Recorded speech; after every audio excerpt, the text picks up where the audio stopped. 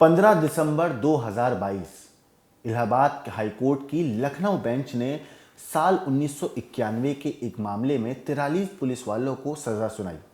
Court ने सजा सुनाते हुए बोला कि बेशक पुलिस का काम अपराधियों को पकड़ना और उन्हें ट्रायल के लिए भेजना है, लेकिन पुलिस का काम ये नहीं है कि वो आरोपी को सिर्फ इसलिए मार दे क्योंकि वो एक खूंखार अपराधी है।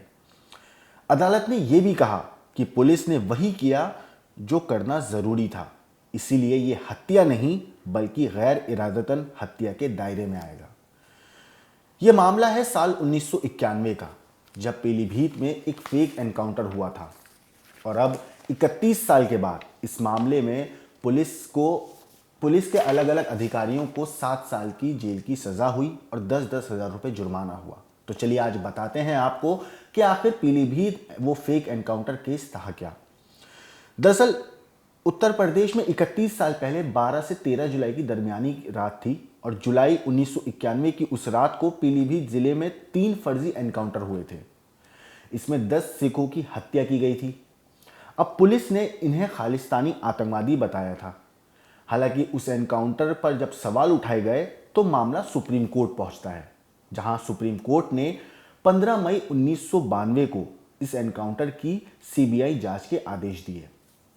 अब सीबीआई जांच में ये पाया गया कि पुलिस कर्मियों ने तीर्थ यात्रियों से भरी हुई बस को रोका और उसमें से 10 सिख यात्रियों को उतरवाया। बाद में उन यात्रियों को 3 अलग अलग जगह लेकर गए और फिर उनका एनकाउंटर कर दिया। इस मामले में कुल 57 पुलिसकर्मियों पर चार्जशीट दाखिल की गई थी, जिसमें सीबीआई कोर्ट में सुनवाई के दौरान ही 10 पुलिसकर्मियों की मौत हो गई थी। अब बचे 47 पुलिसकर्मी। सीबीआई कोर्ट ने उन 47 पुलिसकर्मियों को उम्र कैद और जुर्माने की सजा सुनाई थी। बाद में वो पुलिसकर्मी हाईकोर्ट पहुंचे और इस जो सजा थी उसको चुनौती दी। हाईकोर्ट में सुनवाई के दौरान ही 4 और पुलिसकर्मियों की भी मौत हो गई थी। मतलब अब 47 में से 4 और पुलिसकर्मियों की डेथ हो गई, जिसके बाद करीब 43 पुलिसकर्मी बचे। अब 15 दिसंबर 2022 को इलाहाबाद हाईकोर्ट की लखनऊ बेंच ने उन 43 पुलिसकर्मियों को सजा जो थी उनकी घटा दी और उन्हें 7-7 साल कैद की सजा सुनाई, साथ ही 10-10 हजार रुपये जुर्माना भी लगाया।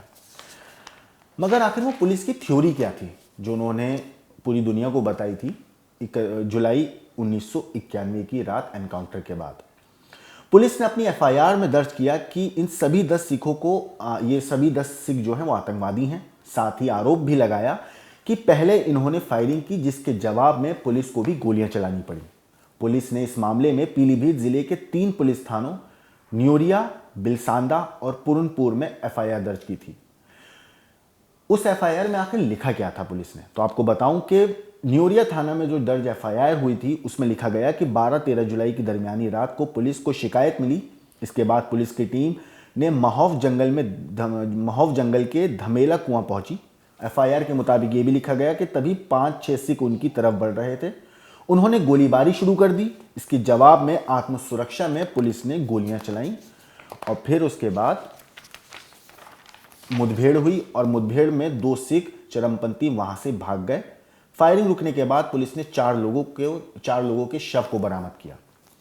इस एनकाउंटर में बलजीत सिंह उर्फ पप्पू, जसवंत सिंह उर्फ जस्सा, हरमिंदर सिंह उर्फ मिंटा और सुरजन सिंह उर्फ बिट्टू की मौत हो गई थी। पुलिस का कहना था कि इनके पास से बंदूक और कारतूस बरामद किए गए थे। वहीं जो बिलसांदा थाने में जो एफआईआर दर्ज हुई थी उसमें लिखा गया कि 12 जुलाई की रात को पुलिस ने लूट का केस दर्ज किया। ये केस राइफल और बंदूक की लूट से जुड़ा था। इसी सिलसिले में पुलिस की टीम तड़के 3:30 बजे फगुनाई घाट पहुंची। एफआईआर में पुलिस ने लिखा कि नदी किनारे कुछ लोगों की चहलकदमी हो रही थी। जब पुलिस ने टॉर्च जलाकर देखा तो सिख चरमपंथियों ने उन पर फायरिंग शुरू कर दी। उसके बाद पुलिस ने भी उन पर जवाबी कार्रवाई करते हुए गोलियां चलाईं और फायरिंग रुकने के बाद जब पुलिस मौके पर पहुंची तो 3 लोगों के शव नदी किनारे पड़े थे, जबकि एक का शव नदी के अंदर से बरामद किया गया। इस एनकाउंटर में लखविंदर सिंह उर्फ लखा, जसवंत सिंह उर्फ फौजी, करतार सिंह उर्फ रणधीर सिंह उर्फ धीरा की मौत हो गई थी। वहीं अब जो तीसरी एफआईआर जो पुलिस ने दर्ज करी थी पूरनपुरा थाना में, उसमें पुलिस ने लिखा कि पुलिस को रात में जानकारी मिली कि AK-47 राइफल और बंदूक लिए 6-7 लोग तराई इलाके से रात में आए हैं। इस आधार पर पुलिस की टीम पट्टा भोजी गांव पहुंची, जहां पुलिस ने अपनी एफआईआर में लिखा कि जंगल में 6-7 लोगों ने उन पर गोलियां चलानी शुरू कर दी। इसके बाद पुलिस ने जवाबी फायरिंग करी और उसके बाद मौके पर ही पहुंचकर पुलिस ने 2 चरमपंथियों के फिर बाद में शव बरामद किए थे।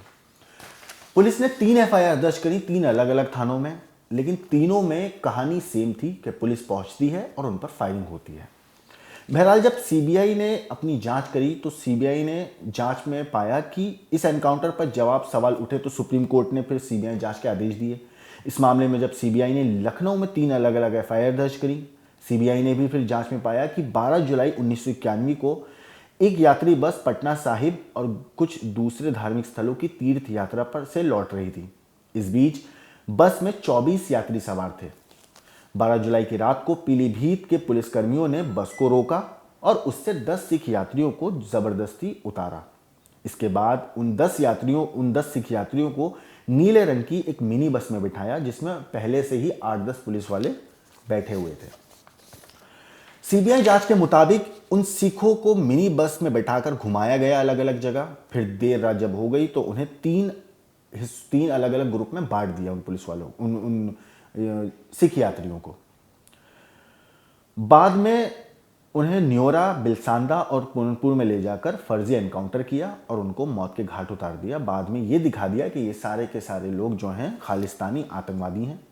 सुनवाई के दौरान सीबीआई कोर्ट ने तलक टिप्पणी करते हुए ये भी कहा कि प्रमोशन और पुरस्कार के लालच में इस एनकाउंटर को अंजाम दिया गया था।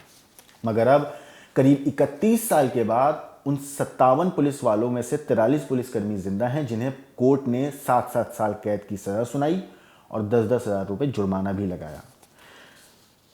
हाई कोर्ट ने सीबीआई कोर्ट के फैसले को पलटते हुए दोषी पुलिसकर्मियों की सजा को कम कर दिया है फिलहाल, और सीबीआई कोर्ट ने 4 अप्रैल 2016 को दोषी पुलिसकर्मियों को जहां उम्र कैद की सजा सुनाई थी, अब वो बदल कर सिर्फ 7-7 साल कैद और 10,000 रुपए जुर्माने की सजा हुई है।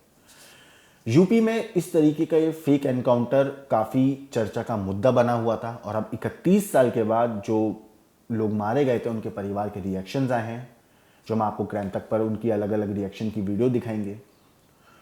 उसमें उनके परिवार वाले यही बोल रहे हैं कि 31 साल का टाइम लगा, लेकिन हमारे अपनों को इंसाफ मिला।